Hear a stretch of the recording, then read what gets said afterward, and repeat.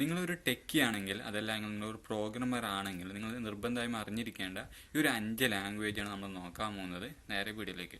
അപ്പോൾ നിങ്ങൾ ഈ ഒരു വീഡിയോ ആദ്യമായിട്ടാണ് കാണുന്നതെങ്കിൽ ഈ ഒരു ചാനൽ എന്ന് പറയുന്നത് ഹാക്കിങ്ങും അതുപോലെ തന്നെ പ്രോഗ്രാമിംഗ് ലാംഗ്വേജിനൊക്കെ കുറിച്ച് പറയുന്ന ഒരു ചാനലാണ്. അതുകൊണ്ട് നിങ്ങൾ സബ്സ്ക്രൈബ് ചെയ്യാം. അപ്പോൾ നമുക്ക് നോക്കാം ഏതൊക്കെ 5 ലാംഗ്വേജാണ് നിങ്ങൾ മസ്റ്റായിട്ടും ഈ ഒരു 2022 ഫോളോ ചെയ്യേണ്ടതെന്ന്.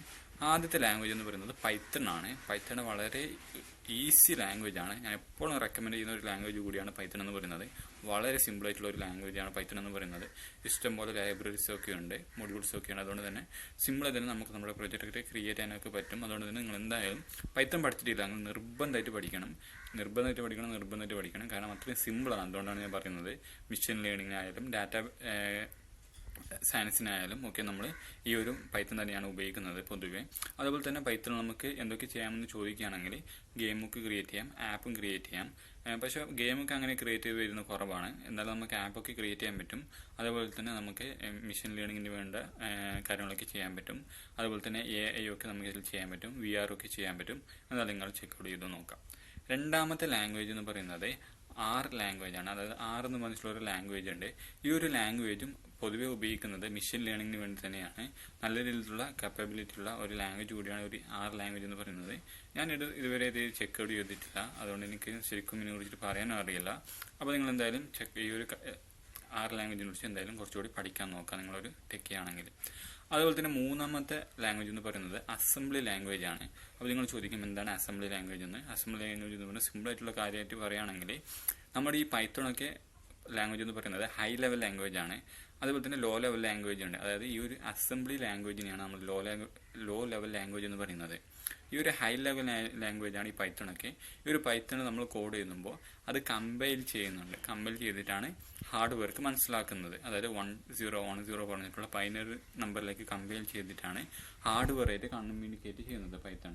അതുപോലെ തന്നെ നമ്മുടെ ഈ അസംബ്ലി ലാംഗ്വേജ് എന്ന് പറയുമ്പോൾ ഹാർഡ് വെയറായിട്ട് ഏറ്റവും അടുത്തുള്ള അതായത് ലോ ലെവൽ ലാംഗ്വേജ് ആയതുകൊണ്ട് തന്നെ നമുക്ക് പഠിക്കാൻ കുറച്ച് ബുദ്ധിമുട്ടാണ്. ആ ഒരു ലാംഗ്വേജ് ഹാർഡ് വെയറായിട്ട് ഏറ്റവും കൂടുതൽ അടുത്ത് നിൽക്കുന്ന ഒരു ലാംഗ്വേജാണ് ഈ ഒരു അസംബ്ലി ലാംഗ്വേജ് എന്ന് പറയുന്നത്.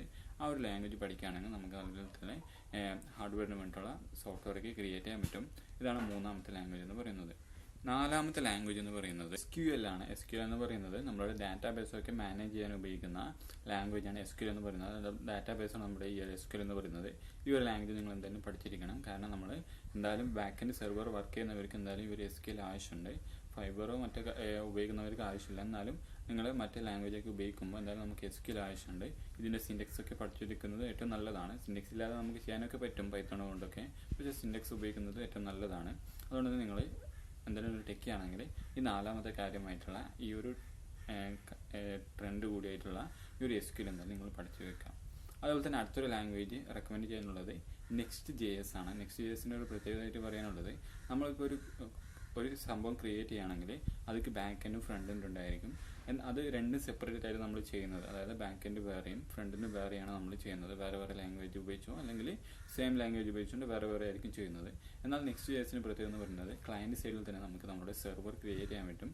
അതുകൊണ്ട് തന്നെ നിങ്ങൾ എന്തായാലും ഈ ഒരു ലാംഗ്വേജിനെ കുറിച്ചും എന്തായാലും യൂട്യൂബിലോ ഗൂഗിളിലോ സെർച്ച് ചെയ്തിട്ട് കുറച്ചുകൂടി പഠിക്കാൻ നോക്കുക. കാരണം എന്തായാലും ഇനി വരുന്ന സംഭവം അതായത് ഇനി വരുന്ന ഫ്യൂച്ചർ എന്ന് പറയുന്നത് ഈ ഒരു Next.jsൽ തന്നെയായിരിക്കും സാധ്യത. കാരണം റിയാക്റ്റ് ആണ് ഫ്രണ്ട് എൻഡിൽ ഉപയോഗിക്കുന്നത്, ബാക്ക് എൻഡ് നോഡ് തന്നെയാണ്. എന്നാൽ ഇത് രണ്ടും ഒന്നിച്ച് വരുന്നതാണ് ഈ ഒരു Next.js എന്ന് പറയുന്നത്. എന്നാൽ ഈ ഒരു കാര്യം നിങ്ങൾ എന്തായാലും ചെക്കൗട്ട് ചെയ്ത് നോക്കുക.